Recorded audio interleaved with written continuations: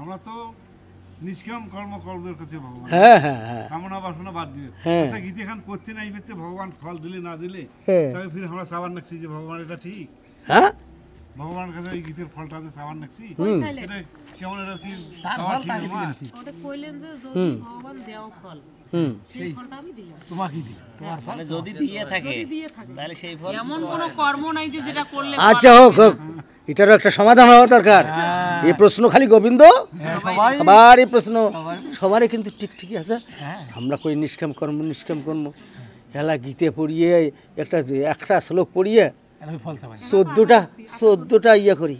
হ্যাঁ হ্যাঁ হ্যাঁ আমি একদিন ওই যে গীত এমনি তো পূজার মন্ত্র পড়ি, তারপরে পুঠিত পাঠ করি। আমি কেমন সে তো গীতা পাঠ ভালো অমুক কুমারস্য সার্বিক্ষিতার্থ হয়, অমুকের সুস্বাস্থ্য রোগমুক্তি কামনার্থায়, অমুকের অমুক কামনার্থায়, অমুকের তমুক কামনার্থায়।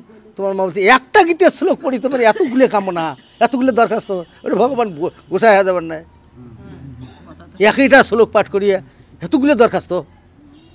আমি শেষ করে বলি একটা শ্লোক ওদের আর গুলগুলে করার দরকার, গুলগুলে হলে তো বাস দিয়ে দিবে। আর তার অনেক কিছু আছে, একটায় দিবে কি 10টা দরখাস্ত সবগুলোতে সই করে দেবে ফটাস পার। এখন গোবিন্দর প্রশ্নটা খালি গোবিন্দর নয়, এটা কিন্তু সবারই প্রশ্ন। এর উত্তর কোথায়? আজকে সেই উত্তর আমরা খুঁজব। সপ্তম অধ্যায়, কি অধ্যায় এটা? স্নান ও বিস্নান ইয়াগঃ।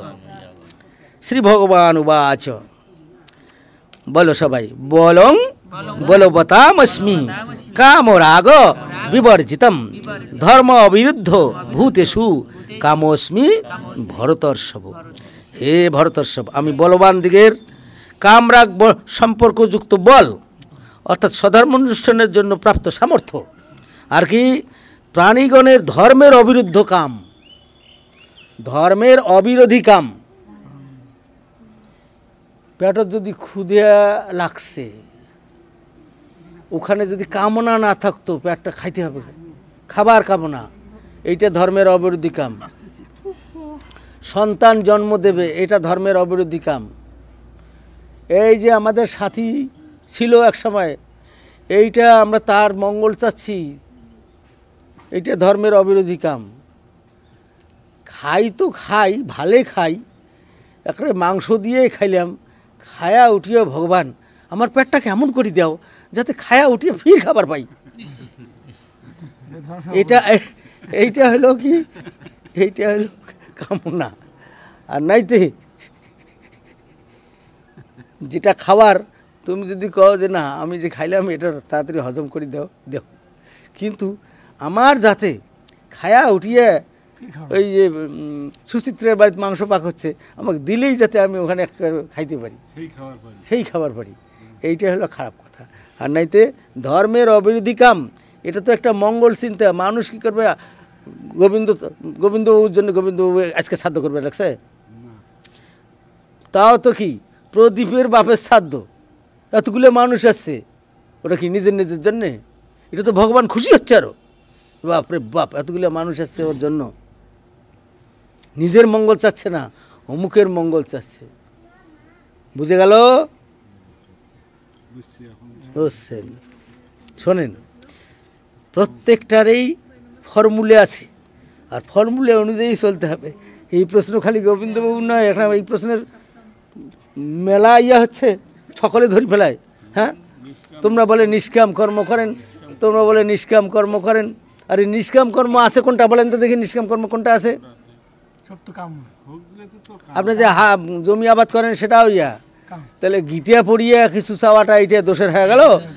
আর তো ধান হবে অমুক হবে, তোমরা কোনটা নিষ্কাম কর্ম কোনটা সুচিত্রা?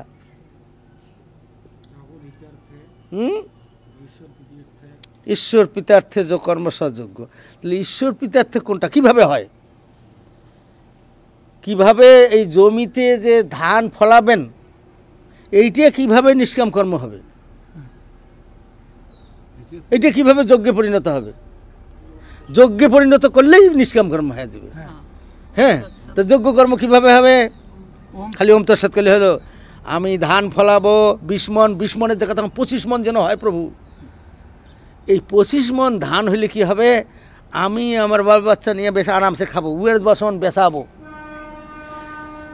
আর আমার ওই ঘরটারও একটু সেই রকম ইয়ে আছে, ওই ঘরটাও তো ঠিক করব, করিয়ে ওখানে প্রভু আমি আমার পরিবার সহ সকালে একবার পূজা করব, তোমার একবার করব, সন্ধ্যার সময় একবার করব, তোমার ভক্তরা আসি এখানে খাইবে আরাম এসে। কার জন্য পূজাটা করতেছি? ভগবানের জন্য। এই পূজা করতে আমার কি লাগবে? প্রাণ কর্ম লাগবে। প্রাণ কর্মের জন্য কিসের দরকার? প্রাণটার দরকার। প্রাণের জন্য কি দরকার? দেহখানের দরকার। দেহখান এমনি থাকবে নাকি? দেহখানের জন্য কি দরকার? খাদ্যাদির দরকার। এই খাদ্যের জন্য আমার কি দরকার? 15 মণ 25 মণ ধান আমি খাবো। এইটাই হলো নিষ্কাম কর্ম। এইটা আমার জন্য নয় প্রভু, তোমার জন্যে। তুমি যদি না হইলে হয় না, আমার দেওয়ারি তাহলে আমি হইলে করলে মে না হয়। তোমাকে যদি পুজো দেওয়া না গেলে হয়। আরে এইটাই তো কায়দা গীতায় শিখেছি। আর সনাতনী সঙ্গ এইটা আর কেউ বোঝে নাই, সনাতনী সঙ্গ এইটাই বুঝছে। যার ফলে আমরা ওই রকম ওই প্রসাদ খোয়াই না। হ্যাঁ, কী করে তোমরা জানে আমরা ভাতে খাবো, তো ভাতটা আবাদ করতে হবে। আর এই ভাত খাওয়া কী হবে? শরীর পুষ্ট হবে। শরীর পুষ্ট হলে প্রাণ ভালো থাকবে। প্রাণ ভালো থাকলে আমি কি সুস্থ মস্তিষ্কে প্রাণ কর্মের মাধ্যমে প্রাণ গোবিন্দ তোমারে পূজা করব। আমার এত কিছু করতেছি কিন্তু তোমার জন্য, আমার জন্য নয়। এইটার নাম হলো নিষ্কাম কর্ম।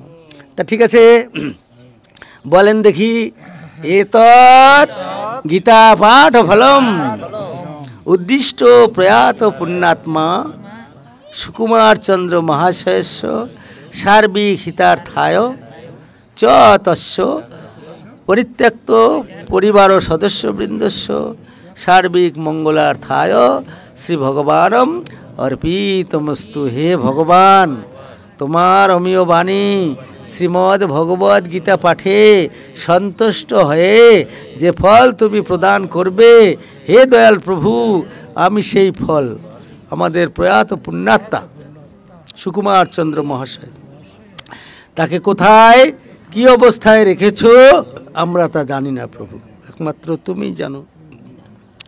সেই সাথে কিসে তার মঙ্গল হবে তাও জানি না প্রভু, একমাত্র তুমিই জানো। সেই তার মঙ্গল, সেই সাথে তিনি তার পরিবারের সদস্যবৃন্দ যাদেরকে রেখে গেছেন তাদের সার্বিক মঙ্গল কামনায় তোমার ওই শ্রীপাদ পদ্মে অর্পণ করছি, তুমি তা গ্রহণ করো প্রভু। ওম তৎসৎ।